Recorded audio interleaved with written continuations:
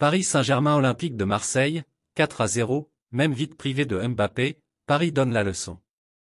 Ce dimanche le Paris Saint-Germain a surclassé son rival marseillais, 4-0. Il n'y avait pas photo. Seule ombre au tableau la sortie sur blessure de Kylian Mbappé touché à une cheville. À sens unique. D'un Olympique à l'autre, Paris manifeste un allant comparable. Après avoir éparpillé l'Olympique lyonnais façon puzzle le 3 septembre, 4-1, il a balayé l'Olympique de Marseille tel un vulgaire fétu de paille, 4-0, ce dimanche soir. Depuis plus d'une décennie maintenant, les Clásicos, il est vrai, se suivent et se ressemblent. Ils sont devenus, sauf rares exceptions, la chasse gardée du Paris Saint-Germain. Le fossé entre les deux meilleurs ennemis domestiques s'est révélé, une nouvelle fois, bien trop grand pour offrir un scénario à rebondissement.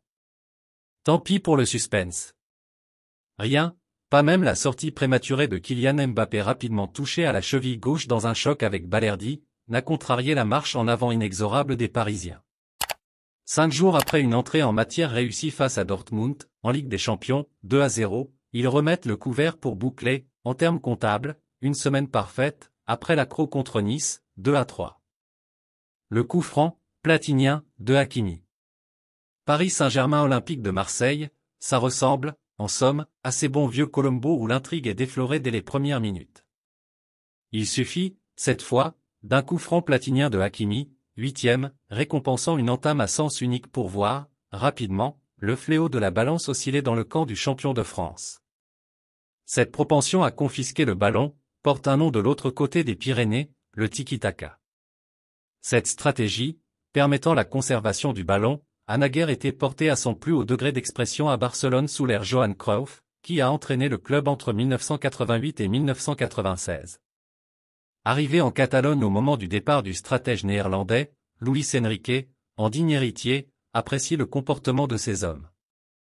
Tout au plus relève-t-il ses quelques largesses avec le marquage le long du couloir gauche sans réelle conséquence excepté cette tête de Vitinha sur la transversale, 22e. Un groupe qui vit bien. Est-ce l'identité de l'adversaire? Le technicien espagnol affiche délibérément un parti pris offensif prononcé avec une composition de départ inédite et un système ambitieux à 4 attaquants. Il s'approprie la devise, droit au but, de son adversaire. Bien trop embourbé à résoudre les querelles internes entre la direction et ses supporters, Marseille, en pleine déconfiture, ne réclamera pas de droit d'auteur. Il reçoit une leçon de football et a, presque, tendance à tendre parfois l'autre joue en péchant par une naïveté confondante.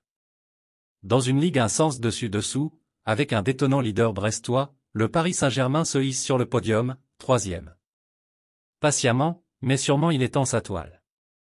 Même sans le crack de Bondy, il se dégage de ce groupe revisité durant le mercato, une impression de force tranquille.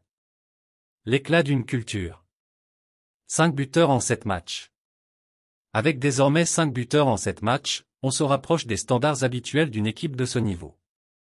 En choisissant le même soir pour débloquer leurs compteurs Kolo Muani et Ramos ont emmagasiné un peu de confiance. Gourmand, le Lusitanien s'offre même le doublé. Ça n'a l'air de rien, mais à ce stade précoce de la saison, cette somme de petits détails n'a rien de négligeable. Plus globalement, ce collectif renvoie l'image d'une cohabitation harmonieuse, où chacun apporte son écho sans tirer la couverture à soi. Et le meilleur est devant lui. Le temps nécessaire pour l'architecte Enrique de compléter les dernières pièces de son aguichant château de cartes. Vivement la suite. Merci de bien vouloir activer la cloche et de cliquer sur j'aime.